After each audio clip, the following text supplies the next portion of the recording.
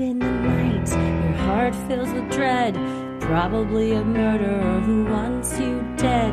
It could be a ghost, a demon, or worse. Perhaps you're the victim of a witch's curse. It's hopeless, you're doomed. You'd call a priest if you could. You'd rather just listen to who? Sinisterhood.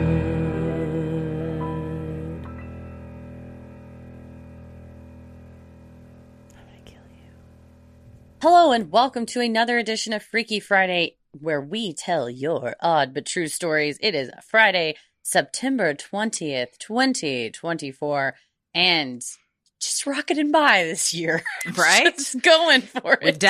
We did all the San Diego, Phoenix, and Vegas shows. They were great. Thank you very much, everyone, for coming out. We had a blast. We're recording this on September 11th, but we're assuming it all went so very well. Thank you all so much for coming out. What a great show. Oh, yeah. Each and every one of those was. And you know what? What we did was at all of those shows, we took all your laughs and all the laughs that we've had throughout all of the 2 years now we've toured this show, and we've punched them into a nice, tight, just so tight final show that we're going to do on October 17th for our Full Moon Energy show. That's the last one. You got to get it while you can. So Come go on to down. Sinisterhood.com/live shows. It's our last Full Moon Energy show, October 17th at the Texas Theater.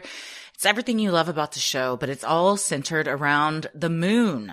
That's right. That beautiful baby up there in that sky that shines down on us every night.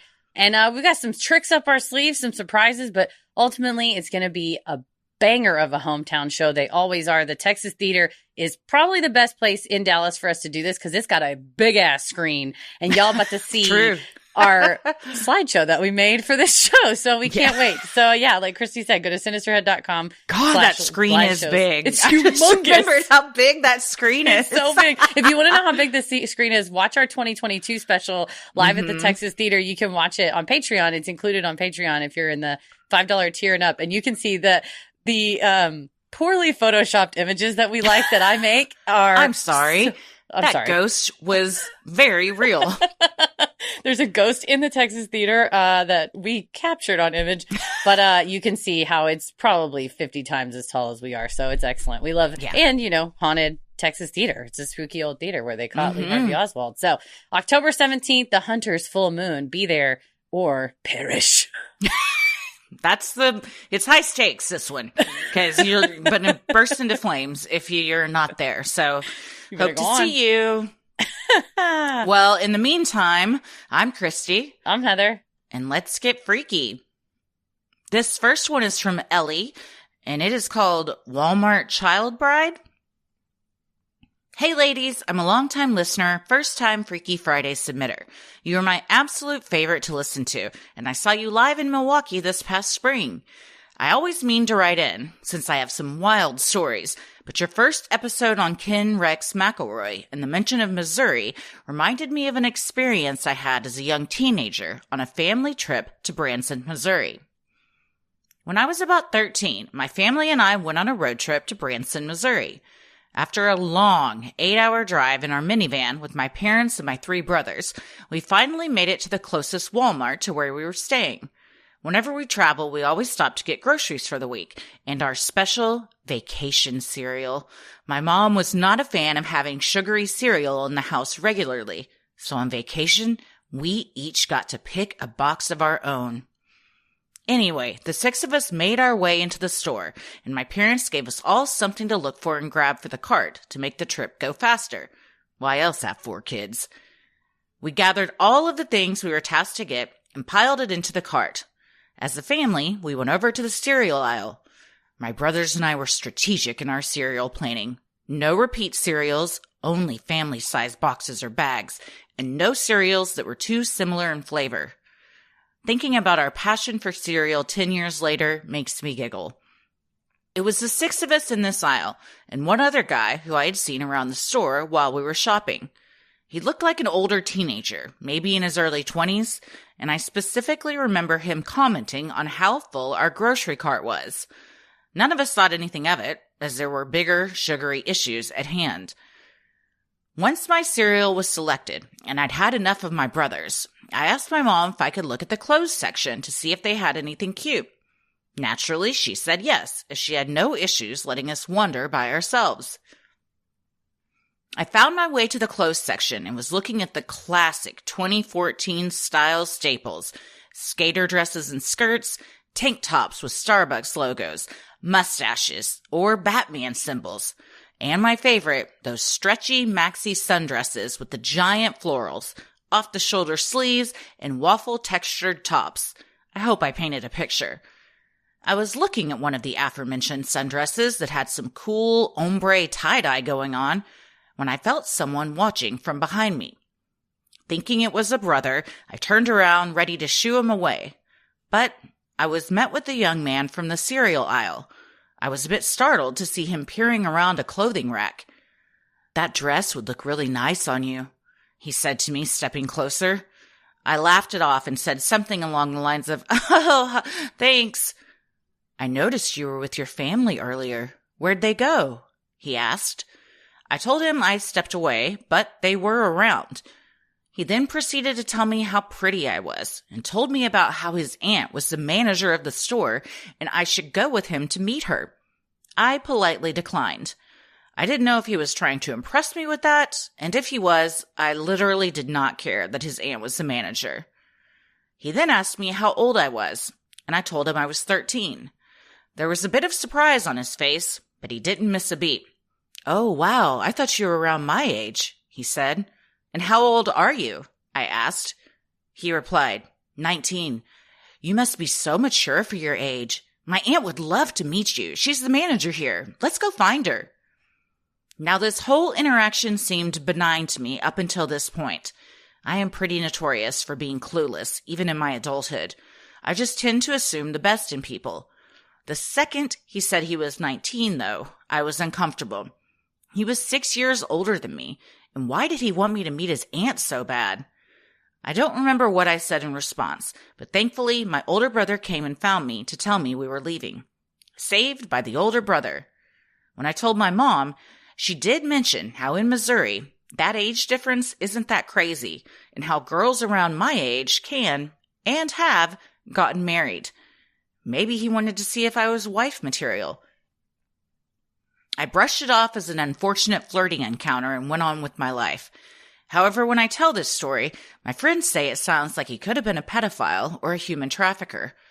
I didn't realize how it could have been a much different outcome until I was an adult.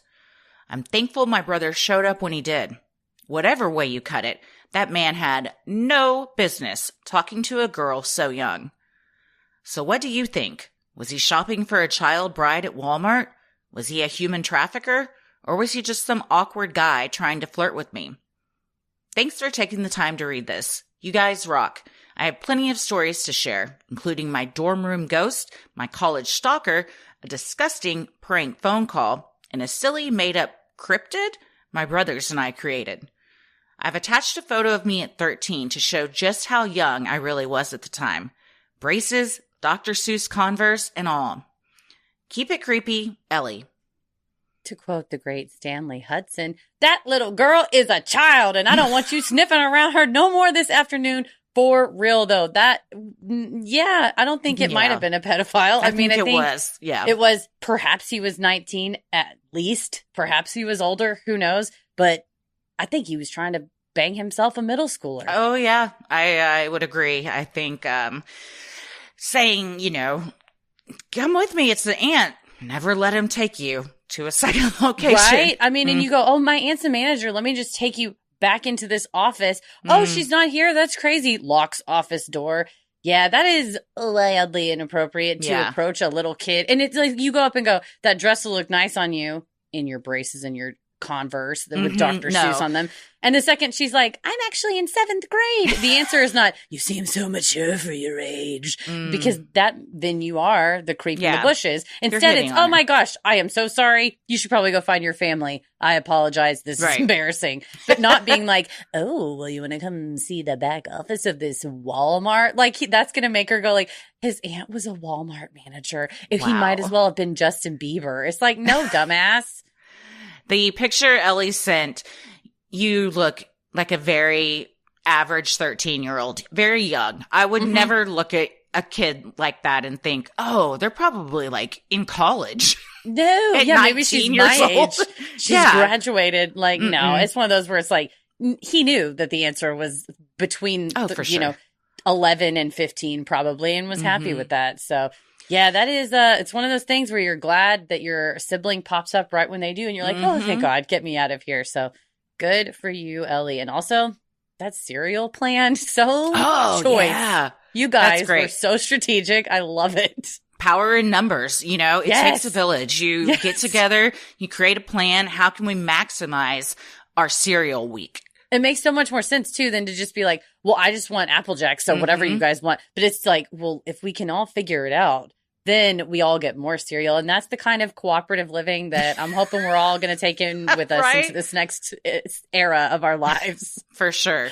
No, Mom knew what she was doing. She was like, this is the one time a year where they all work together to solve a problem. Yes. She's like, what I'll do is I'll tell them they can't have cereal until a vacation, and then they'll work together. Like, genius. And we all get cereal. So thank you, Ellie. Thank you so much. Sinisterhood will be right back. I love a great deal as much as the next person, but I am not going to beg, borrow, steal, whatever to do a deal. I need it to like be easy. I'm not going to lie. I need things to come to me directly or I'm not going to do them. No hoops, no BS. So when Mint Mobile said it was easy to get wireless for $15 a month with the purchase of a 3-month plan, we're cynical. We're like, we're going to call you on it. Really? There's no way. There's got to be a catch. Prove it. Turns out it really is that easy to get wireless for just $15 a month. The longest part of the process was just me procrastinating, going, it's going to be hard to set up. I can't do it, which wasn't even true either. It took 2 seconds and Paris was like, yeah, you need help with this. And I was like, yes. I didn't though. All plans come with high-speed data and unlimited talk and text delivered on the nation's largest 5G network. Use your own phone with any Mint Mobile plan, and you get to bring your phone number along with all your existing contacts because nobody's trying to start over with all that. No. And using your existing phone, it's so easy to set it up. We set it up for the Sinisterhood business phone. It took, like I said, 2 seconds. I was worried it was going to be a whole ordeal. It was not. It was so easy. And Mint Mobile service is so fast, so good. No dropped calls. Like everything comes through. It's great service for a shockingly low rate. To get this new customer offer and your new 3-month unlimited wireless plan for just $15 a month, go to mintmobile.com/sinisterhood. That's mintmobile.com/sinisterhood. Cut your wireless bill to $15 a month at mintmobile.com/sinisterhood. $45 upfront payment required, equivalent to $15 a month. New customers on a first 3-month plan only. Speed slower above 40 gigabytes on unlimited plan. Additional taxes, fees, and restrictions apply. See Mint Mobile for details. Well, this next one is from Laura, and it's called I Know What I Heard. Hello, ladies. I just want to say I think you are great, and I love the podcast. Here's my story about my one and only experience with the Ouija board. It was the summer of 1995, and I was in middle school. I had been invited to spend the night at one of my best friend's houses for her birthday. Me and a few other girls in our friend group went to the birthday girl's house in the early evening. We played outside, made up dance routines, prank called a few people, and then her mom ordered pizza and we had cake while she opened her presents. It was just a normal birthday party, and I was having fun. Then the birthday girl suggested we go to her basement and play games. Okay, sure. I thought her basement was a little dark and creepy, but I didn't want to look like a baby, so I went along with the other girls. We played Girl Talk for a while. Anyone remember that game? And then one of the girls spotted a Ouija board on the game shelf. Can we play that? She asked. Oh, no way, I thought. But they all seemed excited to play. I told them, I am not touching that, but I'll sit and watch. They all kind of teased me a little, but didn't try and force me to play. I moved myself off the floor and onto the couch and hugged my knees tight. I was so scared. I was scared of everything as a kid, but stayed in the basement and watched them get started. Like I said, it was the summer of 1995, and the big news story was the O.J. Simpson trial. All our parents were constantly watching or reading something about it. The girls started asking the Ouija board questions about OJ. Was he guilty? Did he have help? Then one girl asked, Nicole, did OJ murder you? And that's when I heard it. The most bone-chilling, blood-curdling scream I have ever heard. I whimpered, my hands shot to my ears to try and drown it out. It seemed like it lasted so long, but was probably about 5 seconds. After the screaming stopped, I looked at the other girls with wide eyes to see if they were scared by it too. They were all just staring back at me. What's the matter with you? One friend asked. You didn't hear that scream? I said with tears forming in my eyes. No, none of them heard anything. I jumped up and ran up the stairs 2 at a time to get out of that basement. I busted in the kitchen and told the birthday girl's mom, I want to call my mom. I want to go home. The other girls came running up the stairs behind me. They were too scared to stay in the basement as well. Her mom calmed us down and told us it was all in our heads and convinced me to stay. I don't think I slept at all that night. None of us did. I was so ready for my mom to come pick me up the next morning and get the hell away from that Ouija board. I told my mom the story, and she too said, it was only in your head. You just scared yourself. No, ma'am. I know what I heard. To this day, if I think back on it, I can still hear that scream in my head. I have never and will never go near a Ouija board again. Thank you for reading. Hope to catch you on tour sometime. Laura. Well, Laura, I've recently been suggested clairaudient TikTok videos that it's people that talk about tapping into the clairaudience, whether it is, and it sort of connects with what we talked about on last Freaky Friday of like this idea of like things coming to you or listening to spirit guides or kind of being told what to do in a subtle way by the universe. Mm-hmm. And one of them is like people say that they think they hear either when they're like meditating or trying to commune or whatever and things like that. So is it our subconscious, telling us like empathetically, this could be what it would sound like. And it's, you delving into the depths of your empathy, or are you tapping into some like universal consciousness and you call for that certain thing? And if that thing is able to hear you, it returns the call. I don't know. That's girl talk for you, baby. Put that phone down. That's what happened. Yeah. Girl talk, you can hang up the phone. You can't hang up the screaming in your own head. We got to hack the Ouija board with the girl talk. I was the one to bust out the Ouija board at all the sleepovers. So And I was the one holding my knees in the corner going, oh my God, mommy, daddy, I need help. I got to go home. Someone take me home. I'm so afraid. That would always be me. It was the little baby in the corner being like, you guys, I'm going to tell mom if you get the Ouija board out. It's like, shut up, Heather. Oh man, I loved getting scared and spooked. Hell yeah. But if I heard screaming in my head and no one else did, that'd probably do it for me. I'd probably hang up the Ouija board after that too. Yeah, I would never ever touch it again either. Mm-mm. I mean, I still, after Paranormal Activity and that Ouija board set on fire, I was like, damn, bitch, I didn't know they could do that. I'm not trying to burn my house down. I ain't bringing one of those in my house for fire purposes, at minimum fire purposes. Right? Well, this next one is from Anonymous, your sweet daughter. Hello, dear. And this is probably, maybe you can help her with this because Perhaps. She is asking, do I have a doppelganger? I have a lot of kids named Anonymous, sweetheart. So yes, you probably do. Mama's been busy. Well, this Anonymous writes, hey girls, longtime listener, but this is my first submission. Love the pod. I work as a paramedic, so I come across a lot of different people from all walks of life on a daily basis. I love my job and wouldn't change it for the world, but this is beginning to freak me out. For context, I started my job 7 months ago. At least once a week since I've started, I've heard something along the lines of, have you been here before? Or, have we met before? From patients or their relatives. Whenever I say, no, I've never seen you before, they always get this confused look on their faces. I know I meet a lot of people, and it's totally possible for me to forget, so I check their history to see if I've been the one to treat them before. I never have. 2 days ago, I got the same comment from 3 different people in the same shift. One was a passerby.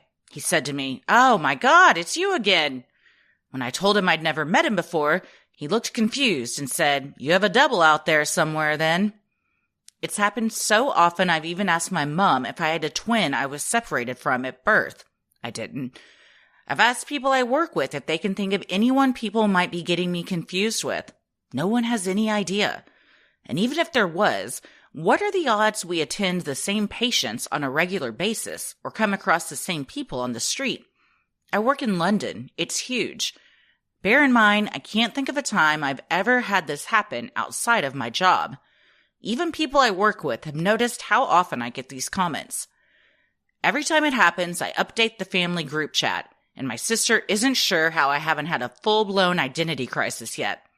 It's really starting to freak me out. So I guess the question is, do I have a doppelganger, or is this just a coincidence? Well, you might have a doppelganger because we covered doppelgangers on a mini-sode. Yeah. And part of that, there's the website called twinstrangers.net. So you can go on there and put your face in and see if there's somebody else that sort of looks like you. But the BBC posted an article like 5 or 10 years ago that they said with about 7.4 billion people on the planet at the time, there is a 1 in 135 chance that you would be like an exact doppelganger with someone, or like close to exact doppelganger. Like the average eye couldn't tell you apart. So it's not like a 1 in 5 chance or a 1 in 2 chance, but it's not impossible. And if you like search up like real life doppelgangers or listen to that mini-sode or there's a documentary we talk about in it and stuff like that, there are people that genuinely look twinish with somebody that's like from a different culture, a different country, a different completely, but that they really favor each other. Someone recently did celebrities that it was a ton of celebrities that looked a lot alike too. And I was like, oh, I thought that was the same person. Oh no. There's only so many faces that can be made from all the shit we're made out of. So 1 in 135 is actually lower than I thought, or I guess higher than I thought it would be. I thought it would be like 1 in a million. Yeah, like 1 in 1,000 or 1 in 10,000, but it's like 1 in 135. And that's estimated. I think they took a bunch of like military personnel and like driver's license, like stuff that's like public pictures of folks and then tried to use like compare the software. But we also talked in a True Crime Headlines about that person whose face got picked up by facial recognition software saying he had robbed a place and he was like across the country and they still arrested him. So because we have at least a 1 in 135 chance, we got to be careful with those facial recognition things or somehow otherwise, I don't know, identify DNA ourselves. Only. Yeah. Only DNA only. Then you have people who get the, what was it? A bone marrow transplant and then it changes your DNA. So then it's like, who the fuck even are we? No, I ask myself that every day. Yeah, right. Every day. What am I doing here? Who am I? Yeah. The fact that yours only seems to be at this hospital, though, is very interesting. You should go to the hospital and hang around. And then when you're like, yeah, what was my name? See, I was thinking timelines. Oh, maybe it's you in a different timeline. There's that too. Because I got something going on right now. You got some theories. Yeah, and I'm still trying to flesh it out. I don't know. I don't have a good enough handle on it yet to bring it to the masses, but could be it's that perhaps they both work in this hospital, or if your timeline splits, you're still working in the hospital, but it's just a little bit different, just a hair off. Well, let us know if you go to twinstrangers.net or if you do any proactive doppelganger searching, and what you come up with. Or if anybody listening has done that or through whatever means has found your doppelganger, I'd be so fascinated about that. Not like the type that we're talking about that you're going to kill, but I mean, like just another person that looks like to kill him. That is awkward. You're like, I'll participate in the study. And they're like, we found her. And I'd be like, and now she must die. There can only be one. What was her address again? Yeah, there can only be one. Oh man. Well, let us know, Anonymous. I don't know. I feel like you gotta. I'll keep thinking about how we can make contact. We'll figure it out. Sinisterhood will be right back. Well, this next one is from Stevie, and the subject line is, I saw something I can't explain in Mousehold Woods, Norfolk, UK. Hi, ladies. I'm recently a new listener, but have been absolutely binging all of your content since my beautiful best friend Ellie recommended you guys. I have a story that I would love to share. I live in a city called Norwich in the UK, And it's a rather strange place because right in the center of the city is a huge ancient forest called Mousehold. It's very beautiful and well loved by most of Norwich. Do not love all the stories of perverts hiding in the trees, but I've never experienced any of that. This particular encounter occurred early summer 2022. I had a new baby and had just dropped my elder son off at school. I needed to do a food shop, and it was the first warm day of the year, so I decided to take my baby in her pushchair and take a longer walk through the woods to get to the supermarket. I need to stress that it was the first properly hot day. I was a comfortable temperature walking in my sundress, and everyone I passed was also excited, dressed for the warmth. As I walked deeper into the woods, struggling with my pram over the uneven terrain, I noticed a man. At first, I was struck by his unusual size. He was tall enough that it drew my eye as unusual. Not crazy cryptid height, but definitely taller and wider than the norm. The other unusual thing about him was he was dressed in a way that would be unusual any time of the year, let alone on such a mild day. He was wearing a full fur coat. It looked extremely heavy and thick. On his head, he wore a leathery-looking hat with a fleeced lining poking out and flaps that came down over his ears. He also had a very thick but tidy beard. I didn't get any bad or dangerous vibes from him. It was just surprising to see someone so large dressed so unusually. But shrugging him off as just an eccentric walker, I continued to walk towards him. As I got closer, I kept one eye on him at all times in case he was one of those pervs hiding in Mousehold. He stood eerily still, and although looking in my direction, seemed to be staring straight past me. I assumed maybe he was looking for his dog, as the woods are very popular with dog walkers. To make things feel less awkward, I smiled and waved, but he didn't move. I was close enough now I could see his fur coat rising and falling with his breaths. "Good morning," I said in an upbeat, chirpy voice to try and get a response. I'm not sure why, but at this point, I got goosebumps and felt strange. Not scared, just off. As I drew up next to him, pushing my sleeping baby, I swear I didn't take my eyes off him. Between one blink and the next, he was gone. I can't explain it.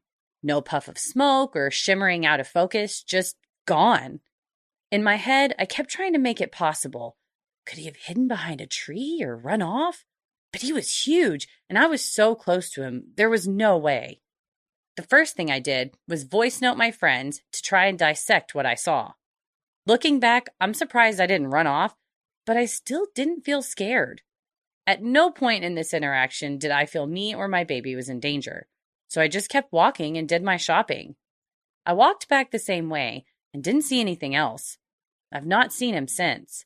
I'm an illustrator and paint fairies for a job, so I like to tell people I saw a fairy. My friends think he was a ghost. My mom thinks he was my guardian angel. My partner jokes that he was Bigfoot. When speaking to Ellie, the friend who recommended this show and who's probably listening, partner, he said that he knows people seeing similar things.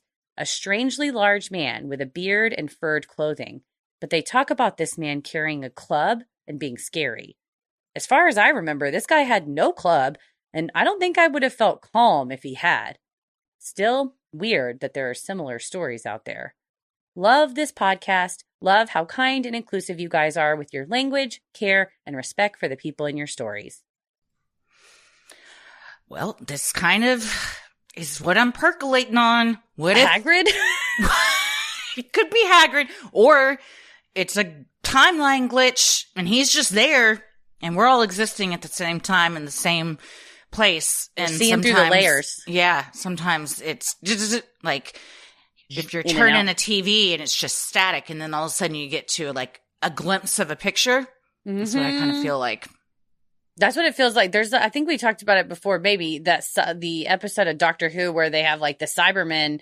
They think they're ghosts, but really it is this like switch that switches between timelines, and the switch is like half. And so it feels like there's ghosts everywhere, and the ghosts are confused because from their perspective, there's ghosts, but it's like, we're all just trying to do our own thing at different layers, and somebody left the switch halfway undone. So It could be that. That would explain why he just vanished and disappeared. I briefly looked up Mousehold, which sounds like a really cool place. It is interesting. yeah. There's like an ancient forest right in the middle of, stuff all around it. But there are some like ghastly legends. I couldn't find any where it talked about someone with the club and like a fur coat, but I was just briefly looking and saw people say various ghosts. So that could include, any of this. So it could be that maybe it's like a uniform of like a type of, soldiers or whoever used to occupy that area. Viking or something. I don't know. I like that. Like, he kind of sounds a little bit like Ignatius Riley from the Confederacy of Dunces, but that's the wrong continent. So maybe it's not him. But if anybody listening has been to Norwich or Mousehold and saw a guy in a fur coat with a club, please send it in so we can pass the info along to Stevie and she knows she's not alone. Santa? Could it have been? St. Nicholas. That's different. Yeah. People think he has a club with him, but it's not a club. It's just his bag and it's just got a bat in it because he's going to give it to a kid and people thought it was a club.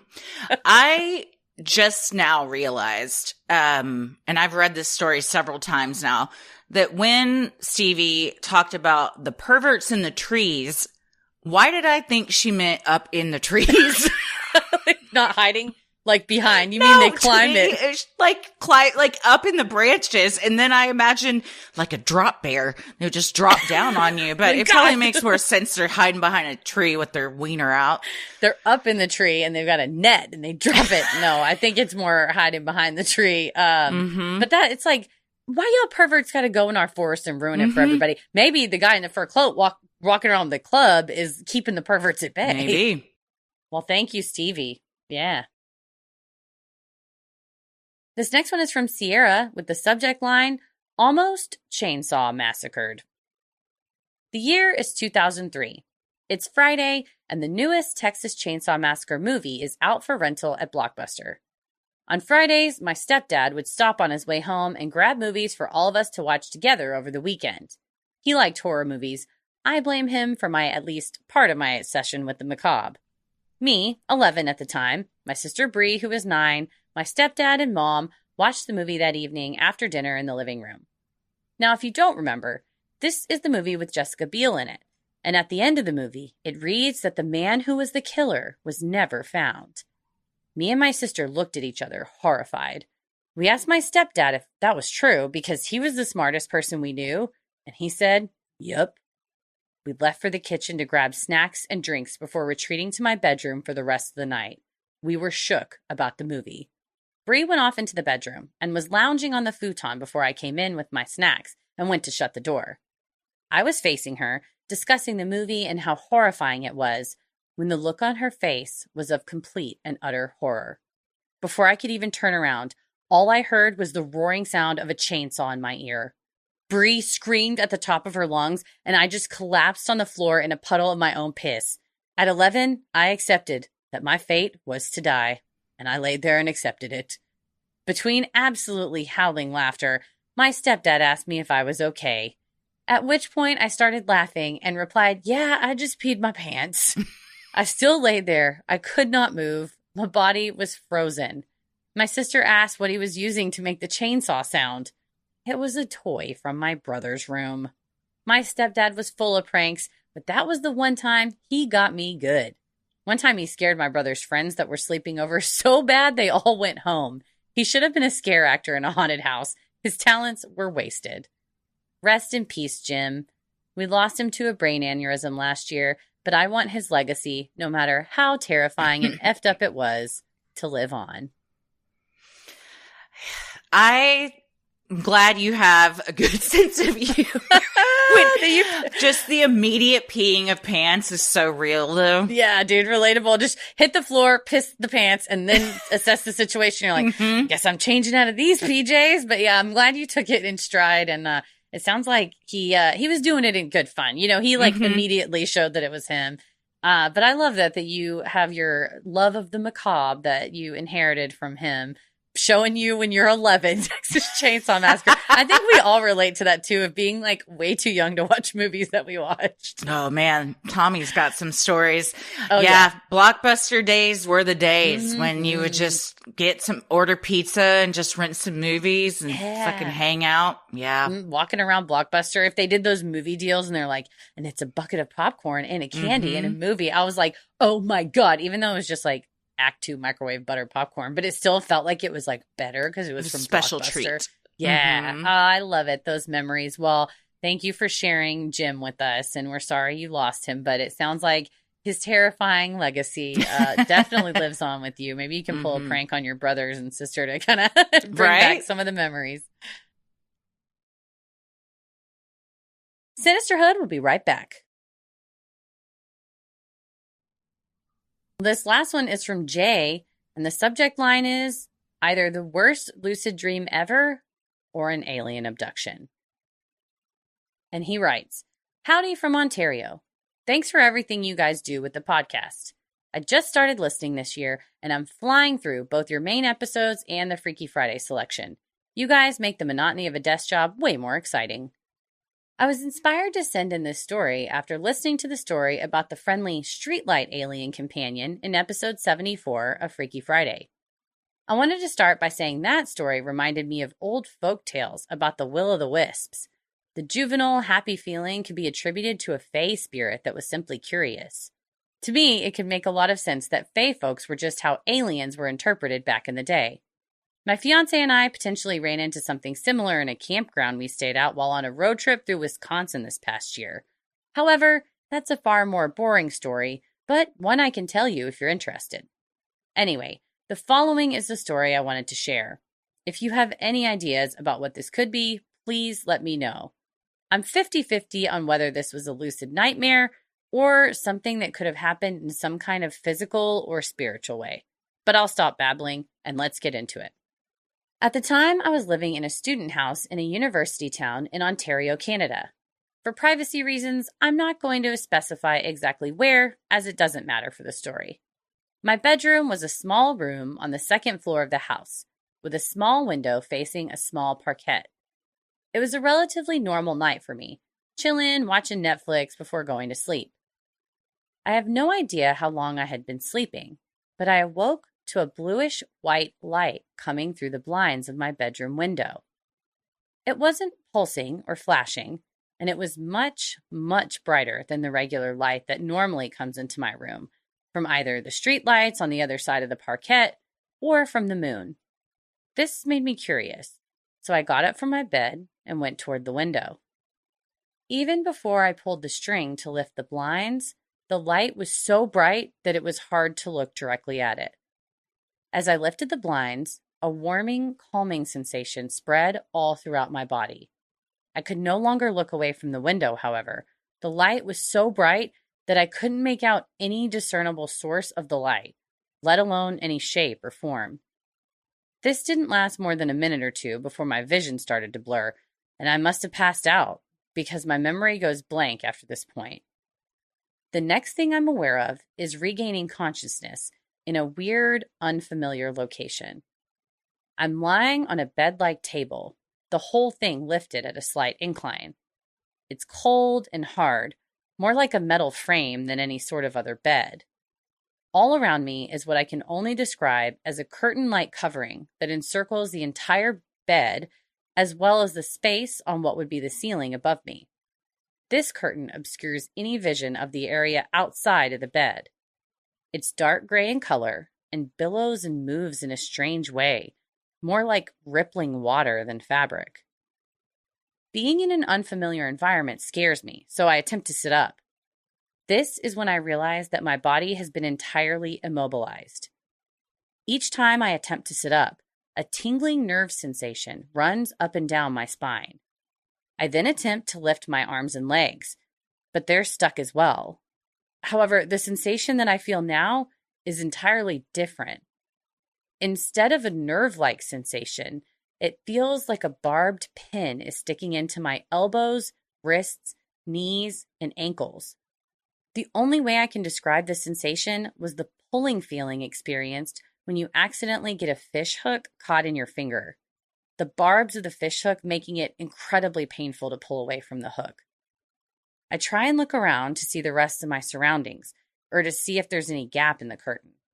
I immediately get a combination of the two sensations in my neck and head. Nerve pain shoots up and down my neck, and it feels like there are fish hooks right at the base of my skull on either side of my spine. I now begin to panic. I have no clue what to do. I attempt to scream or call out, but no noise can escape my mouth, no matter how hard I try. I don't know how long I was there, but there was an extended amount of time in this immobility. I occasionally keep trying to move my limbs, sit up, or call out, but all my attempts are just as useless as the first time. All of a sudden, I'm aware of a presence on the other side of the curtain. I hear what sounds like pattering feet coming towards me, closest to where my feet are. This sound isn't normal, sounding more like metal on metal or claws clacking, rather than what bare feet or shoes of any kind would sound like. The sound is also much more rapid than what a human gait would be, more like a scuttling sound a crustacean or a bug would make. Whatever was walking must either have much smaller legs than a human or more than 2 legs. Due to the curtain, I still can't see anything distinct. However, the rippling of the curtain begins to be more and more rapid as the presence approaches my feet. The rapid rippling begins at a single point, then spreads outward across my entire field of vision, becoming quicker and more violent the closer the clacking footsteps become. Very quickly, the rippling appears much more like the static you would get from an old television, rather than any kind of liquid I'm aware of. Something directly at the edge of my feet catches my attention and begins coming into view. My eyes seem to be the only part of my body I'm able to move without the nerve pain or the stabbing fishhook feeling, so I dart them downwards toward whatever is approaching. A tall, skinny silhouette becomes visible in the static. I can make out no discernible shape, but there's an outline in the curtain, casting what looks to be a darker gray shadow in the static. The clacking stops, and whatever it is just stands there across from me, immediately on the other side of the curtain. I still can't see anything properly, but I know for a fact that it was intently staring at me. At this point, sweat is pouring off of me. I'm terrified, but I'm still unable to move and unable to scream. The silhouette doesn't move from my feet, but I feel something akin to needles piercing my skin up and down my spine. I have no idea why, since it's not moving at all, but I'm certain this entity is responsible for the needle feelings. The needling goes on for a good amount of time. Without warning, a strange sound begins emanating from the silhouette. It's a chattering, clicking sound, somewhere between that of a parrot's chatter and the clicking drone made by cicadas. It's incredibly loud, and the sound begins hurting my ears. Then, the clicking sound is no longer alone, and I'm aware of other sources of sounds clicking in response. I'm then aware of the clacking footstep sound again, this time coming from either side of me, near my head. In my horror, I realize that this vocalization must be some kind of communication method, and that more of the entities are approaching towards me. I strain my eyes to their limit, attempting to locate the exact direction of the new approaching presence, but I can't move my eyes far enough. In my panic, it becomes very important for me to see the new entities, so I start trying to turn my head. The stabbing fishhook pain becomes worse and worse the more I strain, beginning to feel more like a knife stabbing at the base of my skull. Tears roll down my cheeks, and if these were normal wounds where the hooks are holding my head, I'm certain blood would have been pouring down my neck. This effort is all in vain. I'm now in agony, but still haven't been able to move my head more than a millimeter or two. The new footsteps stop right next to me, the curtain static rippling more violently than I would have thought possible. I can't see them, but I'm very aware of the multiple new entities present standing right next to me, that same piercing gaze that can be felt coming through the curtain. They're clicking at each other in a deafening chorus. My ears hurt so badly at this point. I want to scream at them, ask them what they want, what they're doing, why they're doing this to me, but I'm still entirely unable. I'm suddenly aware of one of the entities right above my head. It's closer than any of the other ones. I make a final attempt to strain up and look at it, resulting in the worst stabbing pain yet at the base of my skull, accompanied by the nerve pain in my spine that has become so bad it feels closer to electrocution. The entity at my head must want to get a closer look at me as a new shadow suddenly begins creeping down into my field of view from above my forehead. A head begins pushing against the curtain, bulging out towards my face, but maintaining the static-like texture, rippling violently. It must be within a few inches of my face, looking down on me with the obscured head moving right in front of my eyes. At this point, I shut my eyes tight, silent screams unable to escape my mouth, clicking, ringing in my ears, agonizing pain stabbing into my neck and running up and down my spine. At this point, I pass out. I have no idea if it's from the pain, the fear, or if the entities did something to me, but all the same, everything goes black. I wake up suddenly, back in my room, back in my bed. It's still dark outside, but the first rays of sunlight must be peeking over the horizon as I can see around my room. I'm cold, clammy, and absolutely soaked from sweat. Tentatively, I try and sit up, now finding I can move again with my own free will. However, this is hard at first, as a dull ache is still coming from my spine, particularly at the base of my neck. My arms and legs also feel heavy and exhausted, as if I had run for miles the day before. My blankets have been strewn around my bed with part of them wrapped around my leg. I slowly get up, disentangling myself from the blanket, and approach the window. But the bluish-white light was obviously not there. Reassuringly, the parquet in the neighborhood looked the same as they always do. I'm too terrified to go back to sleep, so I just watch some more Netflix until the sun fully comes up. Thanks for reading my story, whether or not it gets read on your show. I hoped you enjoyed it. Luckily, this is the sole experience like that I've had, and I'm grateful for it. Cheers from the Great White North, Jay. Sinisterhood will be right back. Yowzers. This is like a Twilight Zone episode. Right? Oh, I can picture all of it. Just that staticky, like, and then the head, like, just coming through it, but it's still that. But the worst part of this is that I think you had a bunch of giant bugs as aliens. And Tommy told me the other day that if they're something about some scientists said they would like most likely be buggish or something, like spiders. Yeah, they like sucks. And have 8 legs. That sucks. And I hated that. That sucks because like I don't like that. Like no, I hate it. I hate it. I want them to look like the aliens from South Park. Yeah. I just want them to look like the classic alien with the oval head and the big black, like what we all know and expect. Yes. These Visitors. I do not like, but 8 legs is, it wasn't spiders, it's crabs. Crabs, yeah. I've Which heard it, this sounds kind of crabbish. And I hate the clicking and the walking around fast like a crab.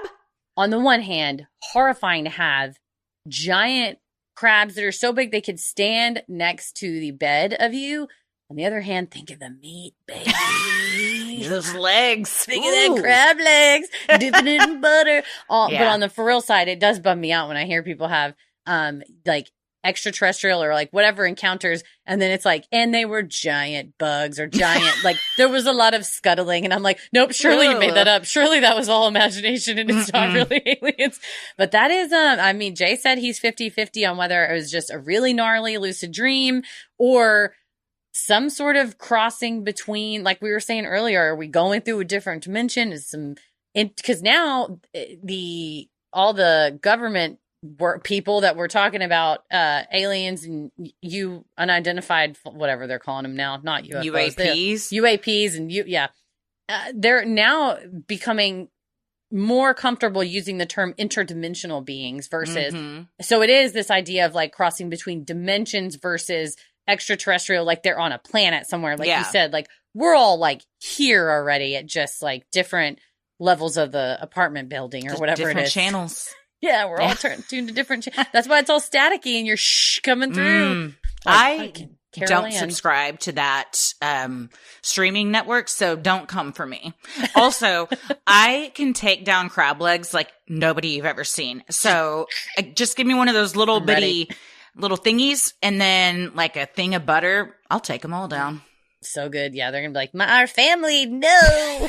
like, you're delicious. You're so good. I want to dip you in butter. But if anybody listening has had a similar experience, kind of like Jay said with episode 74 with the alien that they saw sort of, or entity or something they kind of maybe felt from the streetlight. We love stories like this because I think just the more people that hear them, the more chance that somebody has something similar and that you all could know you're not alone with this. But I'm glad. I mean, I'm sorry, Jay, because it sounds fucking painful. Like fish hooks in you at all. And that, you know, that feeling, right? Of like, if I rip it out, it's going to be worse. And then just the idea that like from a distance, not touching you, that something would be able to activate pain, whether it's like real pain or pain reaction in your nervous system or something, that is blood curdling. Like, oh. And then you wake up and you have that pain still. Yes, like, it's still there. Were you just thrashing around so much in this lucid dream? But most people say when they're lucid dreaming that they're pretty still in bed. Yeah. But it could, I don't know. I mean, I'm sure it looks different for everybody. Even if this was a dream, and I've had dreams like this too, that it's so intense and so real that it sticks with you for years. I mean, I can recall like scary dreams I had decades ago because they stick with me so bad. So even if it was a dream, clearly it was scary as shit. So either way, I mean, yikes. Right? It's one of those where it's like, what is real anyway? Like we've had people say that they felt like they lived a whole life in a dream, or like I've had dreams that I wake up and they make me cry, and it's like our brains are dumb. They feel like they really did that thing. Or you wake up and you're like, that was so fun. I told you though, most of the time my dreams, I'm in like the far off future and I just have a job and I'm like, I'm just like filing things, walking down the street. Like what? We live in different like dream worlds. And Definitely. I wish that I could come visit yours because mine are filled with demons and monsters. And Horrible. Sometimes, like, I fly all the time. That's cool. And I don't fly, I just walk around. Oh, I fly a lot, but my work, I just it's usually because I'm trying to get away from something. Oh, that's not good. That's not good at all. But sometimes, the other night I had a dream where I was flying over the ocean and I was like all these cruise ships, and it was almost like, it wasn't in Australia, but you know, like the fireworks show, how like the opera house and everything is there and there's just lights. It was kind of like that, almost like a theme park on the ocean. And I was just flying above it. And that was cool. And I had a good feeling in that dream. You're like Iron Man, dude. You're like Miss Captain Marvel. I told you when I was assigning at my bachelorette party and I got all sobbing and choked up and I was assigning Marvel characters of who everyone was based upon personality. I said I was like Iron Man and said to you, we're like Captain Marvel, and she flies, and that totally tracks. There you go. In an alternate reality, you're Captain Marvel for sure. Well, I love that. I'm sorry I don't get that reference because I've never watched that, but I imagine it's a compliment. So it's a huge compliment. I love her so much. It's one of my favorite Marvel characters for sure. But dreams like this, man, and like you said, some of the ones you have, like where you're like, no, like I was somewhere else. Like that felt immersive and different and somewhere else, to the point of I wish I knew more. And then one night I went down a rabbit hole because I read this I read this article in Scientific American about just like dream studies, and like perhaps in the future we can map them based on these MRI machines and Neuralink devices or exterior devices that mimic Neuralink, that you might be able to, like, I could see what your dreams look like, right? We could like make them into a video.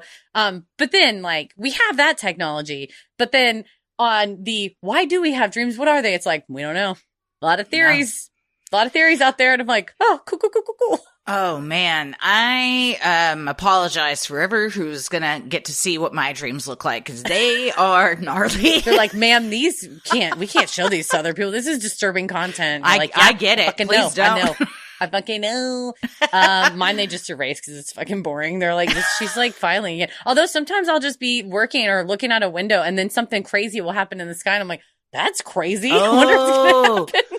So, dude, I had one a couple months ago that was so real and vivid that when I woke up, I could still feel it. And I was in some kind of like high-rise office building or something, looking out these floor to ceiling windows, and I could just see everything is like fine at first, but then I look out and I can just see this plane headed right towards us, and it hits the window, and I could like feel the explosion, and I felt like myself flying across the room and landing and everything. And even when I woke up, I was like, that was so real. And the places I visit in my dreams are often, it's like the same landscape, the same dreamscape. There's just different little places of it.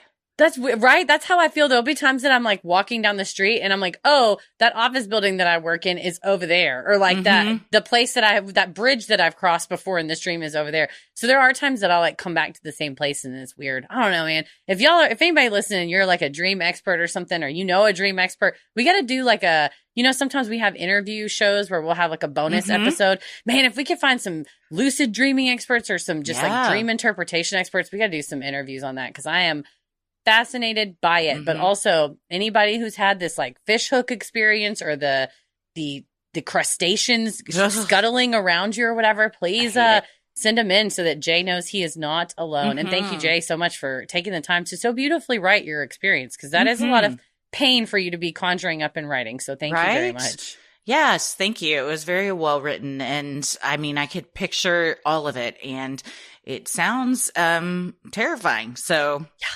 I'll see you in my dreams tonight, Jay. It sounds like we go to the same place. Yeah, you guys are hanging out at the same place. For sure. But everybody, thank y'all for y'all stories this week. Man, what a lineup. Yes, thank you so much to everyone. If you have an odd but true story, maybe you've encountered Bigfoot, you've seen a UFO, you had a brush with true crime, or you felt the presence of an otherworldly being, send them in at sinisterhood.com/Freaky Friday. Well, if you like our free episodes, you'll love our Patreon bonus content. You can join for free to see what we're up to next, and just from joining, we send you an archived bonus content once a month, or you can join and dive into over 900 hours of so many segments. True Crime Headlines, Dear Sinister, Heather Saves, Judge Christie. We got all sorts of stuff. So many things. Oh, we keep it fresh. If y'all... Make sure you check our unpopular opinions, as well as Tommy's response that touches on Stephen King. We also have an Am I the Asshole? That was some Reddit submissions, and there were some assholes. There were some non-assholes, but we want to hear what you all think. So check those out. And then we've got some more coming up too. At the end of the month, we've got a huge True Crime Headlines. That's like probably maybe could be like its own mini-sode for the month. It's going to be so long. But we are working on that right now as well. So that'll come out after we're back on tour. So probably next week. But all you have to do is join for a week at a free trial. You cancel before the week is up. You don't get charged anything. And if you join for that week, you can binge as much stuff as you want. You can check out the special we talked about earlier, live at the Texas Theater. That's on Patreon. You can check out video versions of the episodes ad-free, so you don't have to watch any ads, as well as monthly live stream replays, the monthly minisodes, merch discounts, and a community of the best listeners on the whole internet. And if you join for a year, you get a month free. So head over to sinisterhood.com and click shop on the top banner to check out merch like t-shirts, mugs, totes, stickers, and even clothes for your kiddos, and use that Patreon discount in the pinned post to get a deal. While you're on our website, you can also review the show, follow us on socials, and check out the episode description. And you'll also find fun things like topic-based playlists and links to all those full moon energy. Oh, really? Just the one. Just Texas, the one, baby. When this comes out. Yeah. At the Texas Theater. Follow us over on Instagram and Threads at Sinisterhood Pod. Like us on Facebook at Sinisterhood. You can watch full video versions of the episodes early and ad-free on Patreon, or free to everybody on YouTube. We also have clips of the show over on TikTok, and custom video shout-outs from us to you on Cameo. We can say happy birthday, happy anniversary, congratulations, I love you, a pep talk for yourself. Folks order them as gifts for each other, but some people order them for themselves because they want advice, they want a pep talk, whatever it is. We love to connect with you all via those videos. It's like getting a FaceTime video from us. So on demand that you can rewatch as much as you want. So cameo.com/Sinisterhood. Where are you at on the computer? I am on Instagram and Threads at Christy M. Wallace, and TikTok at Christy or GTFO. Heather? You can find me at Heather versus the World. As always, the devil rules the airwaves. Keep it creepy.